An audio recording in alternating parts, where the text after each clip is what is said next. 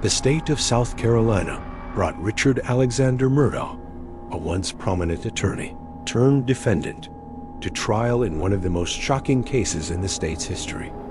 Alex Murdaugh was accused of murdering his own wife, Maggie, and their 22-year-old son, Paul, on the night of June 7, 2021, at the family's hunting estate. The trial took place at the 14th Circuit Court of South Carolina, beginning on January 25, 2023, and concluding on March 2nd with a verdict that shocked the entire nation. Murdaugh was found guilty on all 4 counts.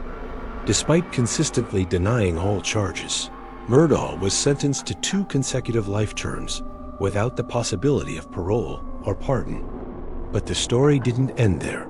He quickly filed a motion for a new trial, claiming that the court clerk had deliberately influenced the jury. However, that request was denied in January 2024. But an unexpected twist came more than a year later. On May 14, 2025, the entire state of South Carolina was rocked when Becky Hill, the former court clerk in the Murdaugh trial, was officially arrested and charged for serious misconduct. The downfall of Becky Hill sent shockwaves through the public. For many, it wasn't just the last straw. It was also a glimmer of hope for Alex Murdaugh, who continues to fight for a chance at a new trial. Local media have called it South Carolina's trial of the century, a case filled with mystery, contradictions, allegations of manipulation, and the devastating downfall of a family that had held legal power in the region for over a century. Alex Murdaugh was no stranger to South Carolina's legal community. He was a member of the powerful Murdaugh family, a dynasty of attorneys who had dominated the Low Country's judicial system for over a century. This family was once described as an untouchable empire in the South, where the name Murdaugh was synonymous with power, respect, and fear. But when tragedy struck, Alex's life began spiraling into darkness. At the time of the murders, his youngest son, Paul Murdaugh, was also facing criminal charges. He had been accused of operating a boat while intoxicated, which resulted in the tragic death of a young woman, Mallory Beach, after the vessel crashed into a bridge. The accident sparked public outrage and raised serious questions about the legal privilege and protection the Murdaugh family may have been enjoying. Amid the storm of scandal, the deaths of Paul, along with his mother, Maggie, opened an entirely new chapter, one that was darker, more chaotic, and far more terrifying. On the evening of June 7, 2021, Alex Murdaugh called his wife, Maggie Murdaugh, 52, with what seemed like a harmless request to come to the family's hunting estate in Islandton so they could visit Alex's dying father, who was terminally ill. But Maggie sensed that something was wrong. In a message to her close friend, she wrote that Alex sounded suspicious and seemed to be plotting something. Despite her gut feeling, Maggie still drove to the property. When she arrived, she walked over to the dog kennels where her son Paul, 22 years old, was. No one could have imagined those would be the final moments of their lives. A few hours later, at 10:06 p.m., Alex called the police, his voice trembling. "My wife and my son, they've been shot. They're dead, Hands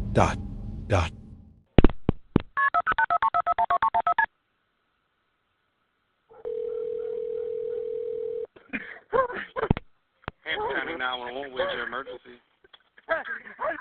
This is Alex Murdaugh at 4147 Moselle Road. I need the police to answer immediately. My wife and child have been shot badly.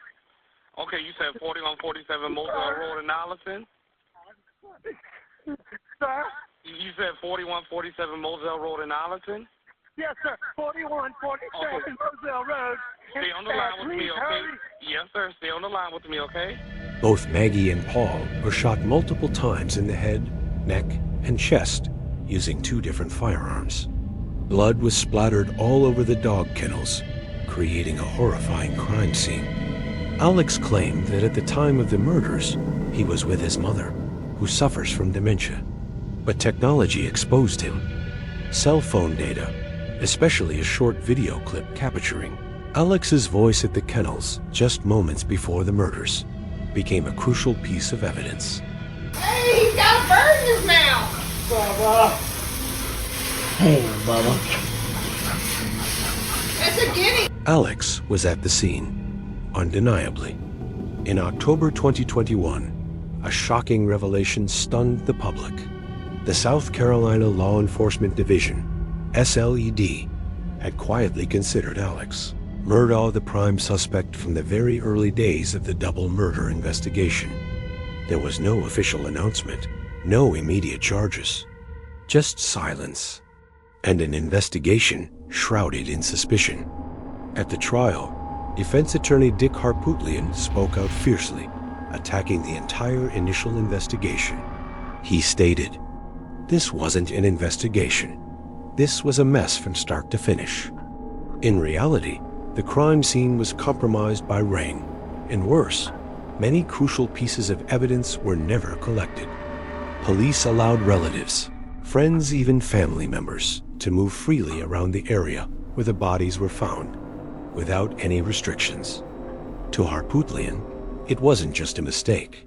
The reasons why those Your deadlines Honor, I'm were not made. done. If I could be heard without being interrupted and You interrupted me, Mr. hijacked by the state as they continue to try to hide the ball on this case. I'm sorry if I appear upset, but I can tell you that every time we turn around, they're trying to hide something. And if we could just have 15 minutes to address the court and call a witness, we could get to it.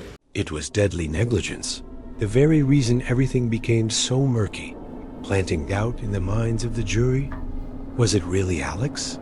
Or did someone else take advantage of this chaos?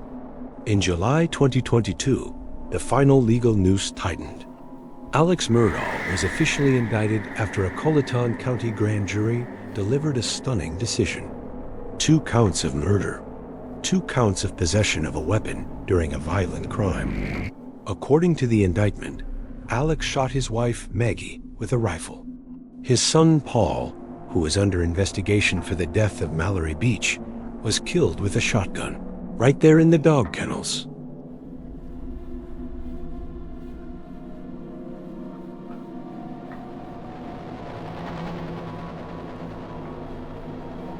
A cold-blooded execution on the very grounds of the family estate. Murdaugh denied all charges, sticking firmly to his claim of innocence. But the prosecutors made one thing crystal clear.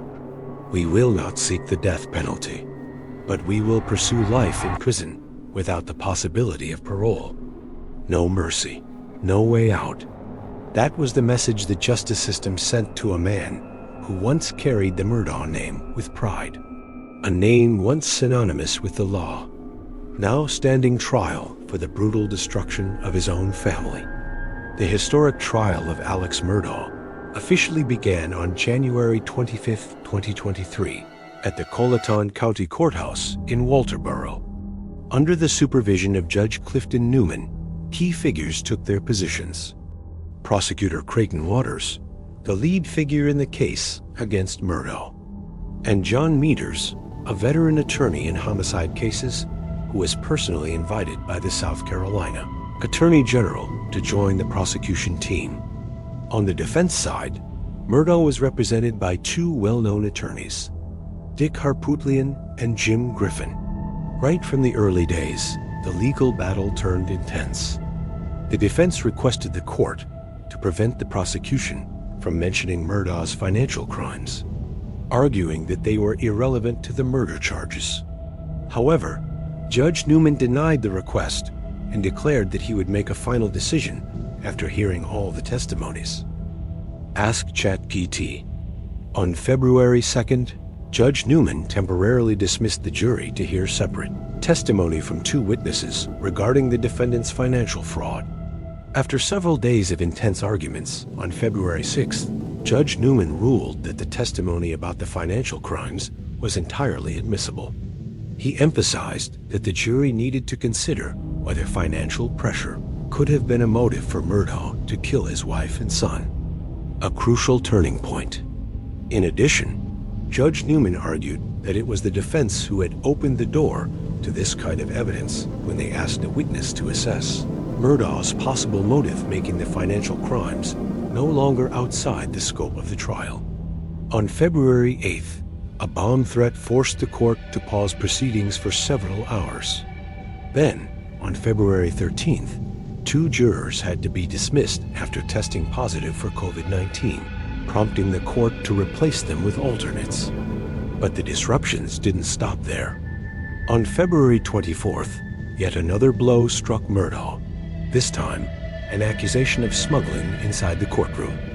At the request of his attorneys, the jury was allowed to visit the crime scene in person to see for themselves what had happened. From the very beginning of the trial, prosecutors painted a grim picture by calling first responders, those who arrived at the crime scene just minutes after Murdaugh's 911 call.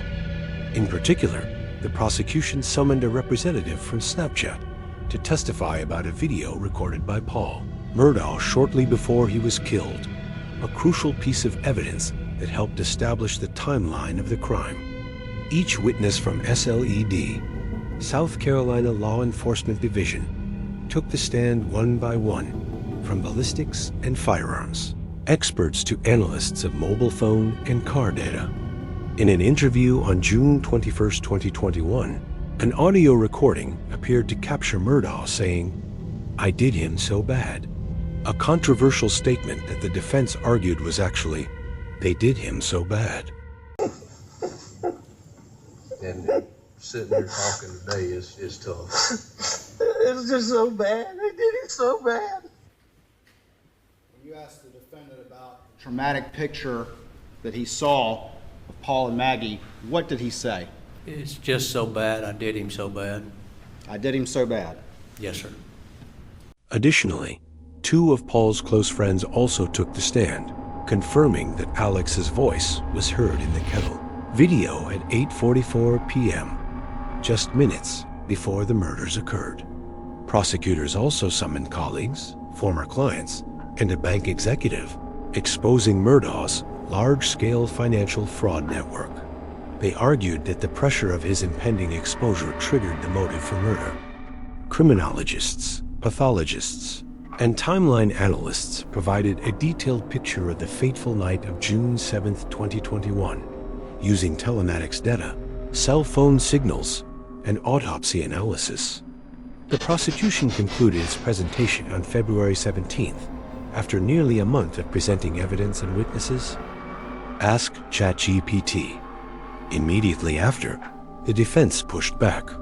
The first witness, a Colleton County investigator, rejected the accuracy of the estimated time of death, saying it was merely an approximation based on body temperature. On February 21st, the surviving son, Buster Murdaugh, took the stand in an effort to portray a strong family image and deny any possible motive. A crime scene engineer testified that the shooter couldn't have been Murdaugh due to a mismatch in height. Another expert criticized the crime scene, saying it had been poorly handled from the very beginning. On February 23rd, Alex Murdaugh unexpectedly took the stand. In a tense cross-examination, he denied killing his wife and son, but admitted to being at the dog kennels at 8:44 p.m., completely contradicting his earlier statements. He confessed to lying because he panicked, blaming his opioid addiction. He also admitted to stealing money from clients and hiring someone to shoot him in a staged attack. The next day, Murdaugh concluded his testimony. Mr. Murdaugh, let's start with a few things I think we can agree on. All right, sir. You agree that the most important part of your testimony here today is explaining your lie for a year and a half that you were never down at those kennels at 8:44. Would you agree with that? I think all of my testimony is important, Mr. Waters. Would you agree that that's an important part of your testimony? Sure. All right. And would you also agree that the first time that law enforcement officers that you've talked to and the prosecution and here in open court ever heard you say that you lied about being in the kennels was today in this court. Yes, I'm aware of that. You would agree with that? Yes, sir. All this time later, this is the first time you've ever said that. Yes, sir. And you would agree with me that for years you were stealing money from clients, Yes, sir, I agree with that. and that you were stealing from your law firm, Yes, sir, I agree with that. and that had been going on since at least 2010. I'm not sure of the exact date, but it's been going on a long time. I'll agree with All right, that. what's your best guess of the date? I'm not sure. I have. You don't know? I don't take a dispute with 2010. I just don't know that for sure. All right. Sure about a lot of things, but you don't know that. Is that correct? I'm fine with that date, Mr. Waters. I don't have any reason to dispute it. I'm just not certain of it. All right. The defense also called Tim Palmbach, a renowned bloodstain pattern expert, who stated, "A single shooter would have been completely covered in blood. That doesn't match Murdaugh's condition when police arrived." He also proposed the theory that there may have been two shooters, a key point aimed at planting doubt in the minds of the jury. The final witness was Murdaugh's brother, John Marvin, who stood by the family, bringing the defense's presentation to a close on February 27th. They requested a directed verdict, but it was denied. On February 28th, the prosecution returned to the spotlight. They recalled key witnesses, including a former sheriff who had ties to Murdaugh and a crime scene expert. South Carolina Attorney General Alan Wilson personally questioned the final witness, bringing the rebuttal phase to a close. On September 3rd, 2023, Murdaugh's attorneys made a surprise announcement. They claimed to possess strong enough evidence to request a retrial for the murder case. 2 days later, at a press conference, defense attorneys Dick Harpootlian and Jim Griffin made a shocking allegation. Rebecca "Becky" Hill, the clerk of court for Colleton County, had interfered with the jury. They alleged that Hill's bias and manipulation influenced the original verdict. What's more, Hill later published a book about the case titled Behind the Doors of Justice: The Murdaugh Murders, further fueling suspicions of personal motives. The attorneys filed a motion requesting an evidentiary hearing and urged the Federal Department of Justice to investigate the potential misconduct. In October 2023, the South Carolina Court of Appeals agreed to suspend the appeal and remanded the case back to the county level to review the allegations against Hill. The state attorney general also directed ZLID to launch an investigation. Murdaugh's legal team requested that Judge Clifton Newman be removed from all proceedings related to their client, accusing him of lacking impartiality. The South Carolina Supreme Court agreed and appointed Jean H. Toll, a former Chief Justice of the state, to take over the case. However, on January 29, 2024, Judge Toll denied the motion for a new trial filed by Murdaugh's team. 2 months later, on March 25th, under public pressure and amid the ongoing investigation, Becky Hill officially submitted her resignation. Still undeterred, Murdaugh's attorneys filed an appeal with the South Carolina Supreme Court. On August 13, 2024, the court agreed to hear the case. In December, the legal team submitted a 132-page appeal brief detailing their arguments for a retrial. The state of South Carolina was given 30 days to respond, but repeatedly requested extensions due to the overwhelming volume of material, nearly 6,000 pages of trial transcripts. Then came a major turning point.